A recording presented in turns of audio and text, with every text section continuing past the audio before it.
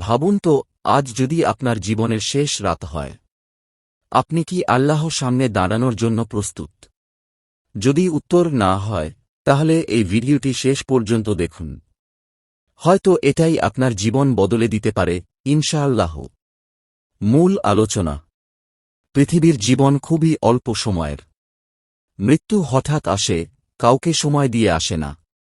গুনাহ যত বড়ই হোক, আল্লাহর রহমত তার চেয়েও বড়। তোবার দরজা খোলা আছে যতক্ষণ প্রাণ কণ্ঠনালীতে না পৌঁছায়।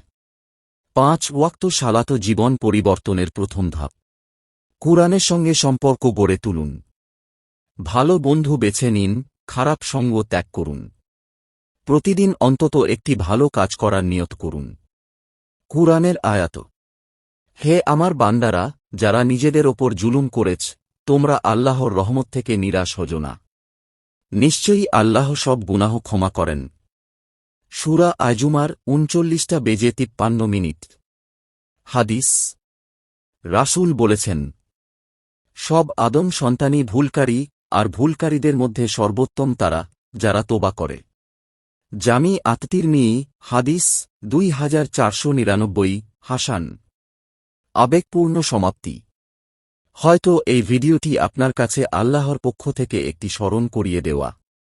আজ থেকেই একটি নামাজও যেন আর ইচ্ছাকৃতভাবে বাদ না যায়। একটি গুনাহ যেন তোবা ছাড়া না থাকে। কারণ আমরা জানি না, আগামীকাল আমাদের জন্য আছে কিনা। আল্লাহ আমাদের সবাইকে হেদায়েত দান করুন এবং ঈমানের সঙ্গে মৃত্যু দান করুন। আমিন।